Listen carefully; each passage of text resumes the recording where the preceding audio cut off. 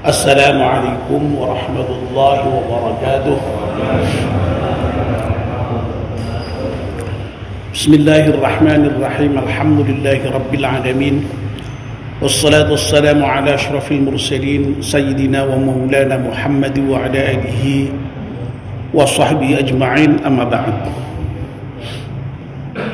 Ibu-ibu, bapak-bapak dan saudara-saudara sekalian, jamaah salat maghrib Masjid At-Taqwa yang insyaallah dimuliakan dan dirahmati Allah Subhanahu wa taala.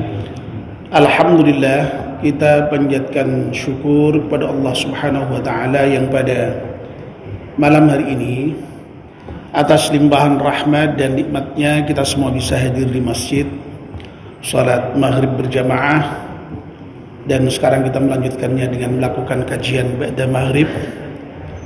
Kita mohon kepada Allah Subhanahu wa taala semoga seluruh rangkaian ibadah kita di malam hari diterima oleh Allah Subhanahu wa taala. Amin ya rabbal alamin. Bapak dan ibu yang dimuliakan Allah Subhanahu wa taala, mari kita mulai kajian kita dengan berdoa bersama-sama. Bismillahirrahmanirrahim. Asyhadu an la ilaha illallah wa ashhadu anna Muhammadar Rasulullah. Raditu billahi rabba wa bil islami dina wa bi Muhammadin nabiyyan wa rasula. Rabbi zidni ilman nafi'a warzuqni fahman wa hukma wa alhiqni bis salihin. Amin. Mohon bacaan surat Al-Fatihah sekali untuk pengarang kitab Nasihatul Ibad dengan iringan doa, semoga kitab yang kita baca ini bermanfaat untuk kita semuanya. Al-Hadiniyah Al-Fatihah. A'udzu billahi minasyaitonir rajim. Bismillahirrahmanirrahim. Alhamdulillahi rabbil alamin, arrahmanir rahim, maliki yaumiddin. Iyyaka na'budu wa iyyaka nasta'in. Ihdinas siratal mustaqim. صراط الذين أنعمت عليهم غير المغضوب عليهم ولا الضالين. آمين.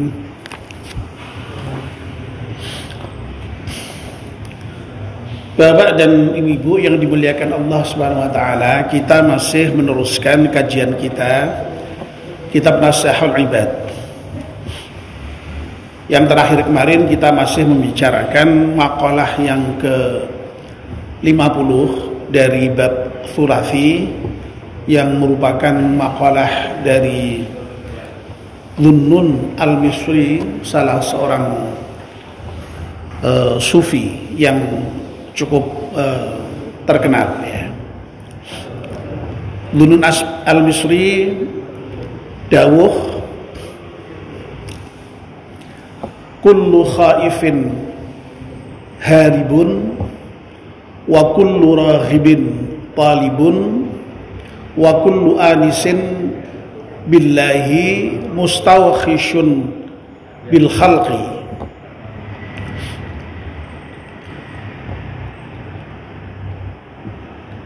Kullu khaifin haribun. Poin yang pertama, setiap orang yang takut terhadap sesuatu itu pasti akan lari dari yang ditakuti itu. Orang takut harimau, lari dari harimau. Orang takut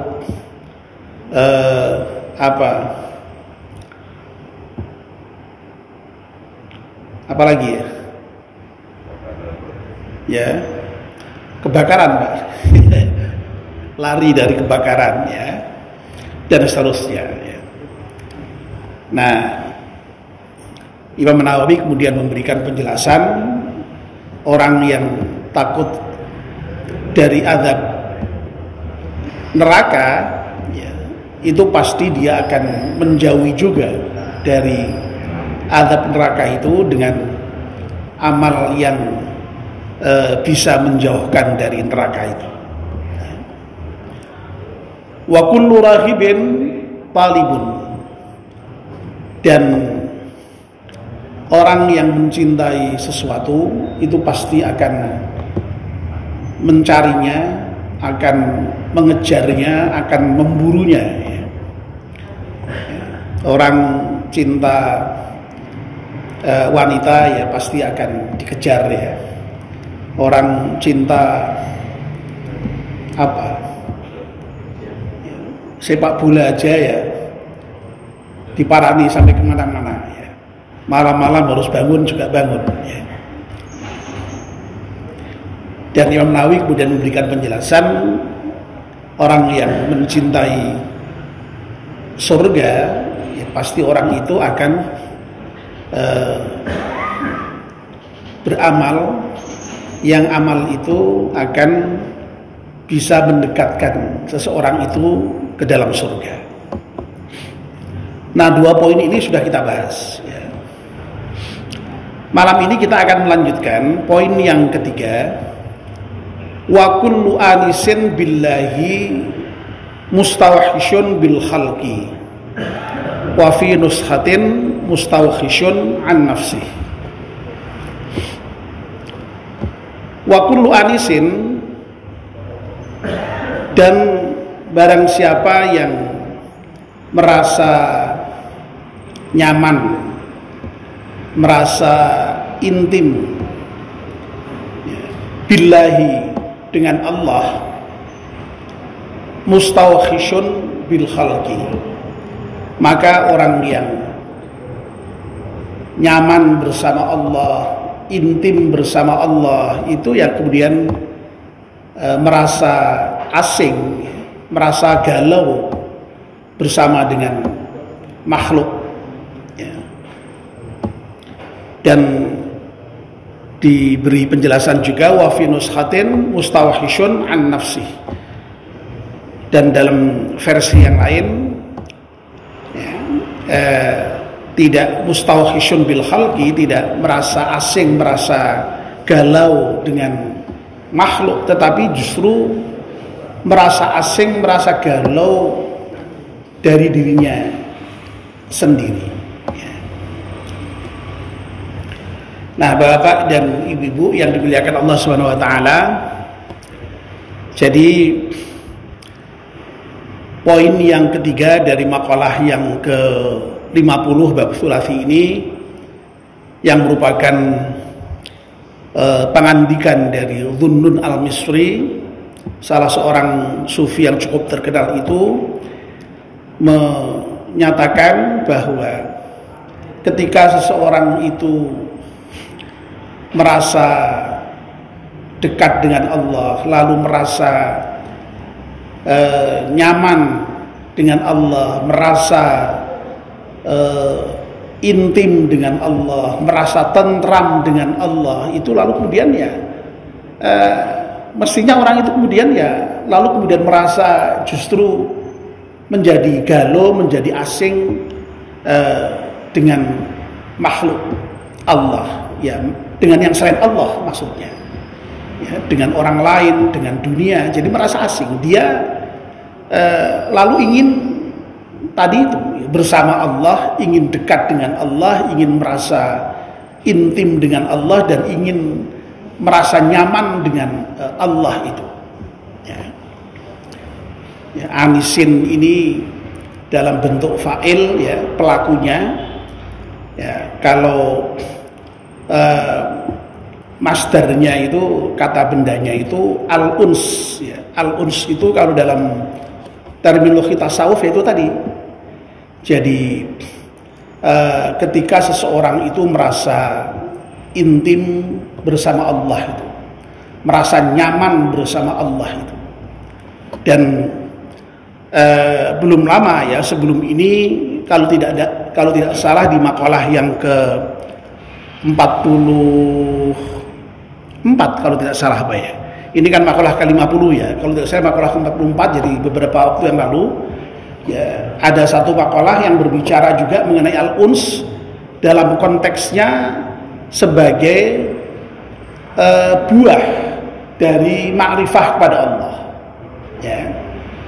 Jadi di makalah yang ke-44 sebagaimana yang sudah kita bahas itu ya, dinyatakan bahwa ada 3 buah dari ma'rifah kepada Allah. Jadi kalau orang itu sudah betul-betul mengenal Allah dengan baik, ya, itu buahnya yang pertama itu al-haya'u billah, ya, malu kepada Allah, ya. Karena apa? Kalau orang sudah mengenal Allah itu pasti tahu di antara sifat Allah itu bahwa Allah itu maha mengawasi, ya. Dan kalau orang itu sadar diawasi oleh Allah, ya, yang dalam istilah teknisnya itu muraqabatullah, merasa diawasi oleh Allah, ya pastilah orang itu lalu akan malu kepada Allah itu, ya, untuk berbuat maksiat itu malu, ya.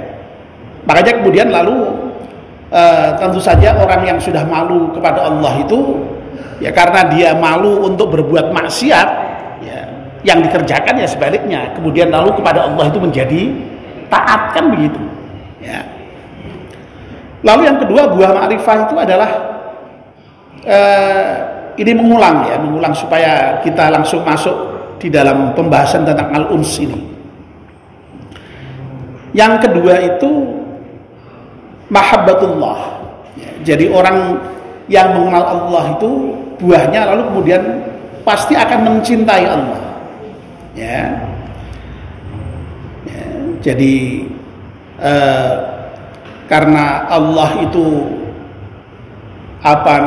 merupakan Rabb kita, ilah kita, ya, ya, ya, karena kita sadar bahwa Allah itu merupakan zat yang telah menciptakan kita, membimbing kita, mendidik kita, ya, ya sudah sewajarnya kalau kita itu kemudian lalu menyembahnya dan juga sekaligus mencintainya, ya, ya, beriman kepadanya dan mencintainya. Makanya dalam Al-Quran itu ditegaskan dengan sangat nyata, ya, walladzina amanu asyaddu hubban lillah.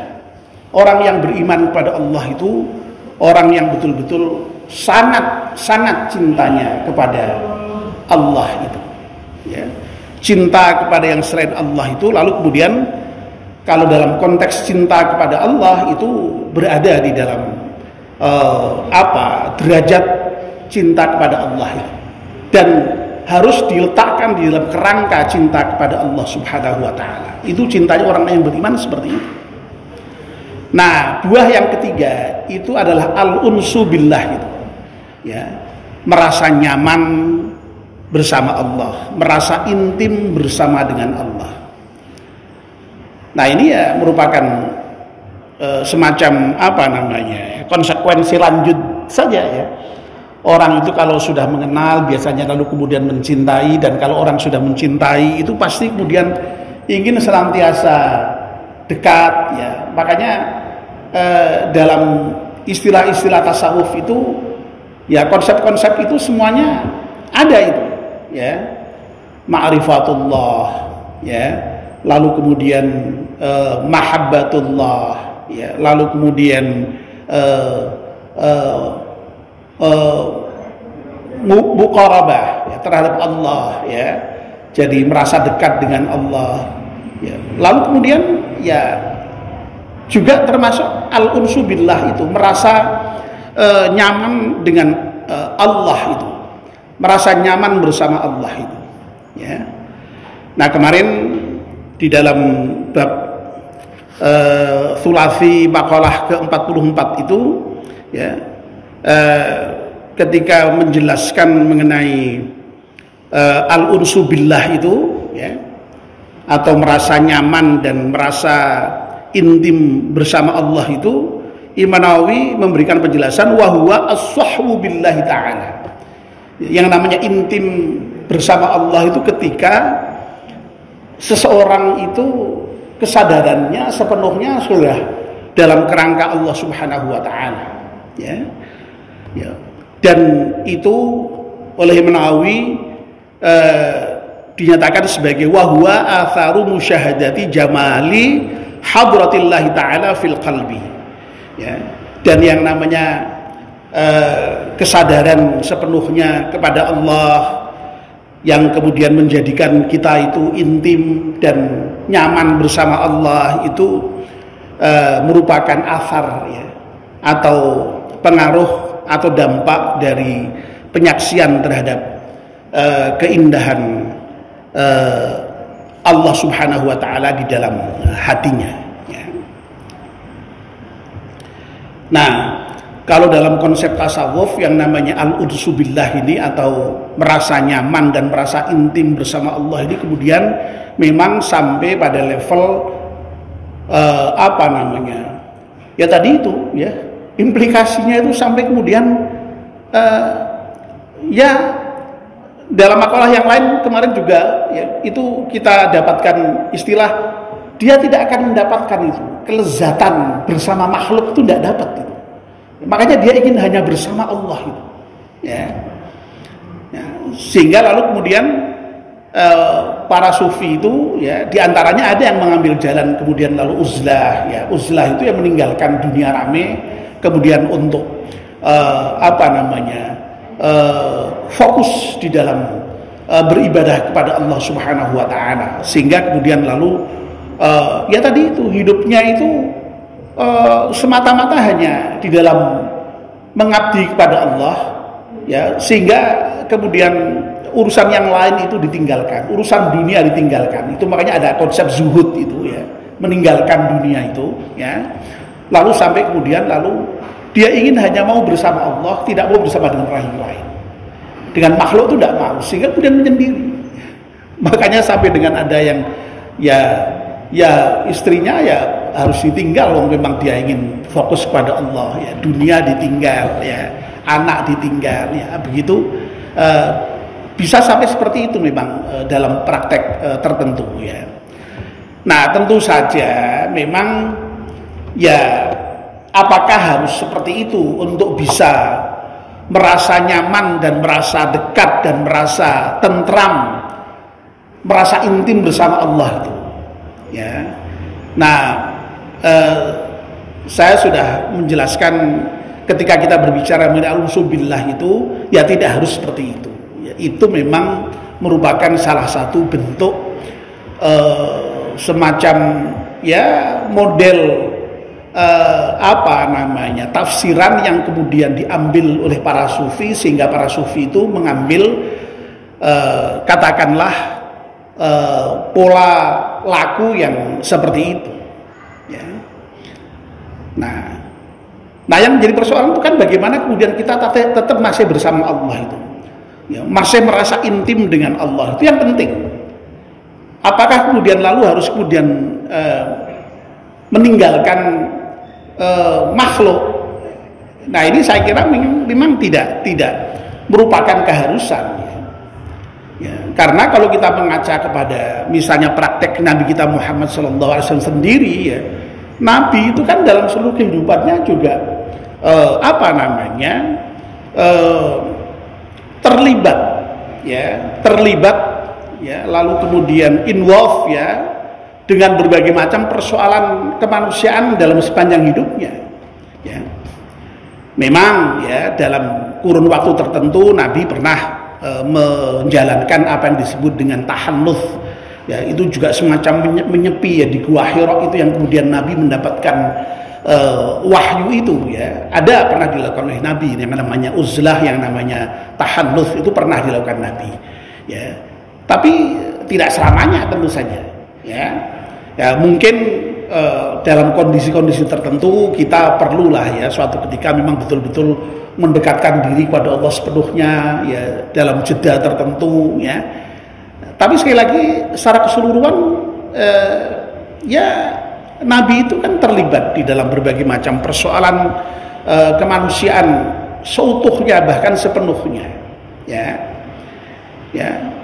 Ya Nabi nyatanya ya menikah, Nabi nyatanya ya punya anak, Nabi nyatanya ya bertetangga, Nabi nyatanya ya bersahabat dengan para sahabatnya, bercengkrama dengan masyarakat. Itu kan berarti kan sama sekali tidak meninggalkan katakanlah hubungannya dengan selain Allah, tetap berhubungan.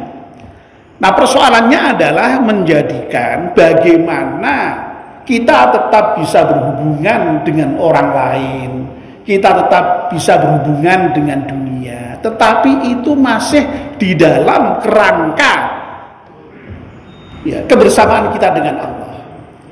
Artinya apa? Artinya ya selama kita itu masih ingat kepada Allah, yang dalam bahasa teknis Al-Qur'annya disebut dengan zikir kepada Allah, itu sesungguhnya seseorang itu ya senantiasa bersama dengan Allah itu. Dan kita semua tahu ya, Al-Quran menegaskan dengan sangat tegas, ala bidzikrillahi tatmainnul qulub, bahwa orang yang berzikir kepada Allah itu akan tentram jiwanya ya, akan merasa nyaman jiwanya, sakinah jiwanya ya, sehingga apa namanya ya tadi itu ya, ketentraman jiwa itu memang penting itu untuk didapat itu. Dan itu sekali lagi bagi orang sufi tadi itu memang sampai pada level meninggalkan dunia, meninggalkan yang lain ya. Tetapi dalam interpretasi yang lain ya bisa difahami ya, terutama dalam ya mungkin ya tasawuf yang disebut dengan tasawuf modern itu, yang nama al-unsu billah itu tidak harus kemudian dengan meninggalkan yang lain atau dunia atau makhluk ya, tetap bisa terlibat, tetapi bagaimana kemudian jiwa kita itu tetap kemudian bersama dengan Allah Subhanahu wa taala. Dan itulah zikir ya. Jadi zikir itu memang tidak harus difahami hanya sekedar ingat Allah dalam arti mengucapkan kalimat-kalimat tertentu ya. Jadi sesungguhnya keseluruhan dari aktivitas kita ya, selama aktivitas itu adalah dalam rangka untuk menjalankan perintah-perintah Allah dan menjauhi larangan-larangan Allah, itu sesungguhnya zikir itu ya. Orang ketika sholat itu zikir, orang ketika mengaji karena melaksanakan perintah Allah itu zikir, orang ketika bersedekah itu zikir, orang ketika menolong saudaranya yang membutuhkan itu zikir ya. Dan pasti ketika orang melakukan itu semua nyaman hatinya, tenang hatinya. Orang bisa sholat itu nyaman hatinya, orang bisa berpuasa itu nyaman hatinya, orang bisa melaksanakan atau membayar zakat, bersedekah itu sangat nyaman hatinya ya. Yaitu sekali lagi efek dari zikir ya. Ya, nah memang zikir dalam pengertian yang khusus ya, yaitu tadi ya, zikir yakni dengan menyebut asma Allah tertentu, itu zikir dalam pengertian yang sangat khusus. Tapi secara umum sekali lagi seluruh aktivitas kita, selama aktivitas itu di dalam kerangka melaksanakan perintah-perintah Allah dan menjauhi larangan-larangan Allah, itu zikir itu. Orang yang menjauhi larangan Allah itu tenang hatinya itu ya. Makanya Nabi itu ketika ditanya mengenai apa yang disebut dengan dosa itu, dosa itu adalah sesuatu yang kalau kamu kerjakan hatimu merasa tidak tenang ya. Ya, apalagi kalau itu diketahui oleh manusia. Loh, berarti kan memang meninggalkan maksiat itu memberikan efek ketenangan itu dalam jiwa kita ya. Orang yang maksiat pasti tidak tenang jiwanya ya. Korupsi pasti takut kalau kemudian korupsinya konangan ya. Orang selingkuh pasti takut kalau selingkuhnya konangan. Apalagi mencuri sama, menipu ya. Pokoknya intinya semua maksiat itu ya pasti tidak menenangkan jiwa, pasti membuat jiwa itu gundah ya. Makanya Nabi itu Masya Allah ketika ditanya mengenai apakah itu dosa itu ya, al-ifmu ma haka fi nafsik wa karihta ayyattari alaihin nas. Simpel sekali itu. Jadi kalau bapak-bapak dan ibu-ibu ya, kok sekiranya apa namanya katakanlah tidak tahu persis mengenai ini itu boleh atau tidak boleh, ini apa namanya haram apa tidak, ya coba aja tanyakan dalam hati kita yang paling dalam. Kalau apa yang kita lakukan itu kok kemudian membawa ketenangan, ya insya Allah itu hal yang baik. Tapi kalau apa yang kita lakukan itu kok kemudian menjadikan kita apa namanya menjadi gundah, menjadi tidak nyaman, menjadi tidak aman, ya, menjadi risau, ya, dan kita takut kalau itu diketahui oleh orang lain, wah itu udah itu tanda bahwa itu adalah dosa, ya. Jadi Bapak dan Ibu-ibu yang dimuliakan Allah Subhanahu wa taala, jadi sekali lagi memang ya kalau dalam konteks tasawuf memang sekali lagi al-ursu billah itu sampai pada level harus meninggalkan yang lain, ya, selain Allah itu, supaya apa? Supaya bisa fokus betul kepada Allah, ya. Nah kita saya kira tidak haruslah sampai pada level seperti para sufi itu, ya. Yang penting apa ya? Yang penting untuk bisa disebut sebagai anisun billah tadi itu, orang yang merasa nyaman dengan Allah itu, ya ketika kita ya tadi itu merasa tentram hati kita, merasa nyaman hati kita ketika kita melaksanakan perintah-perintah Allah dan menjauhi larangan-larangan Allah itu, ya. Sehingga apa? Ya tidak harus meninggalkan makhluk memang, ya. Tidak harus, ya. Kita masih bisa berkeluarga, ya, bersama istri, ya. Tapi kebersamaan dengan istri kita di dalam rangka untuk melaksanakan perintah Allah. Menikah kan perintah Allah.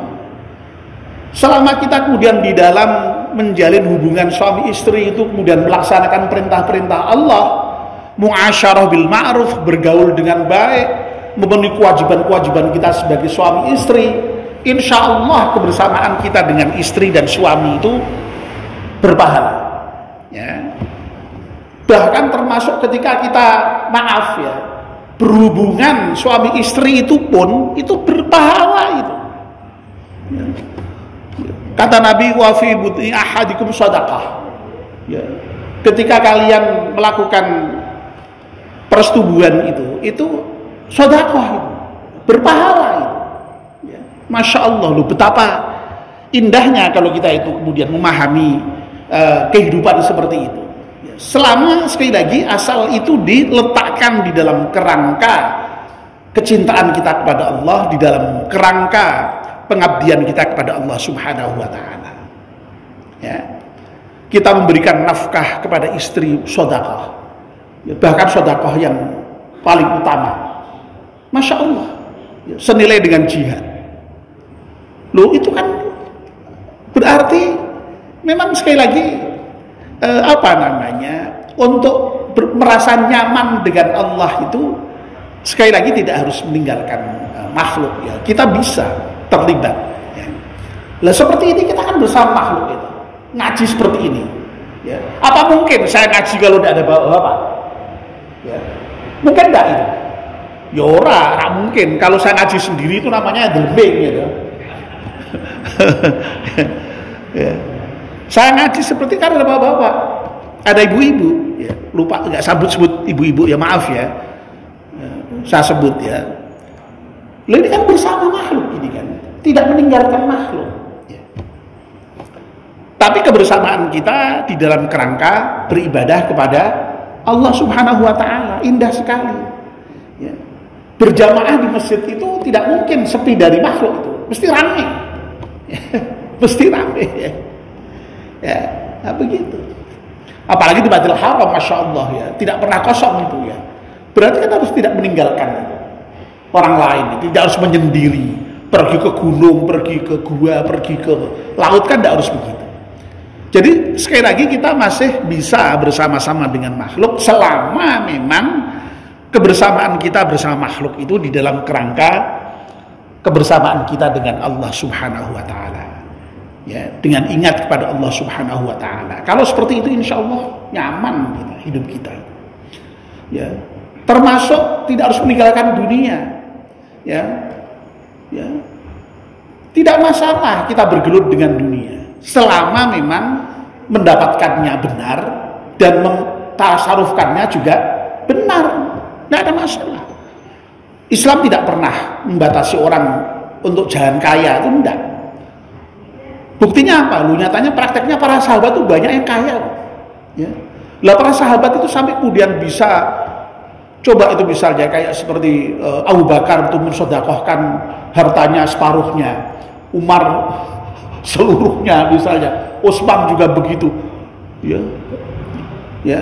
Jadi masya Allah itu kan orang bisa bahkan kan karena kaya itu.